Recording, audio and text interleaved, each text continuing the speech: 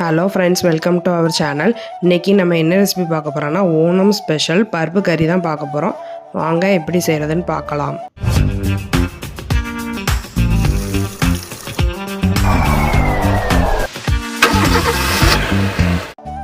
ஒரு பேன் எடுத்து அதில் சிறுபருப்பை வெறும்னா வறுத்து எடுத்துக்கிறணும்.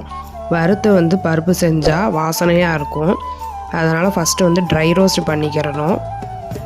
வாசம் வர்றதன்னைக்கு வறுத்தா போதும், ரொம்ப வறுக்க வேண்டாம்.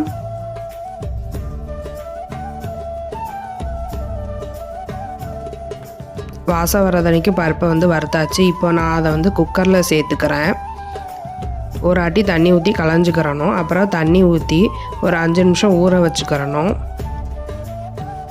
மிக்ஸி ஜார் எடுத்து அதில் தேங்காய் சேர்த்துக்கிறேன். பாதி தேங்காய் எடுத்திருக்கேன். ஒரு மிளகாய் எடுத்திருக்கேன். ஜீரகம் 1/4 டீஸ்பூன் எடுத்திருக்கேன். இப்போ இதை குறப்பாக அரைச்சிக்கலாம். பருப்பு 2 விசில் வந்தோடனே ஆஃப் பண்ணிட்டேன்.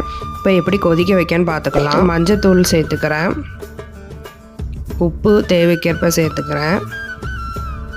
இப்போ நம்ம அரைச்சி வச்ச தேங்காவை அதில் சேர்த்துக்கிறேன். இப்போ எல்லாத்தையும் சேர்த்து நல்லா கொதிக்க விடணும்.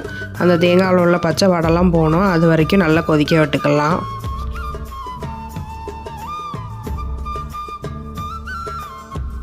கொதிச்சுட்டு இருக்கும்போதே காயத்தூள் சேர்த்துக்கிறேன். இப்போ நல்லா கொதிக்கட்டும். பருப்பை எப்படி தாளிக்கணும்னு பார்த்துக்கலாம். ஒரு பேன் எடுத்து அதில் தேங்காய் எண்ணெய் சேர்த்துருக்கேன். அது காஞ்ச உடனே கடுகு உளுந்தம் பருப்பு சேர்த்துக்கிறணும். அது நல்லா பொரிஞ்ச உடனே ஒரு வத்தல் சேர்த்துருக்கேன். சின்ன வெங்காயத்தை ரவுண்டாக நறுக்கி சேர்த்துருக்கேன். இப்போ எல்லாம் சேர்ந்து நல்லா வதங்கணும்.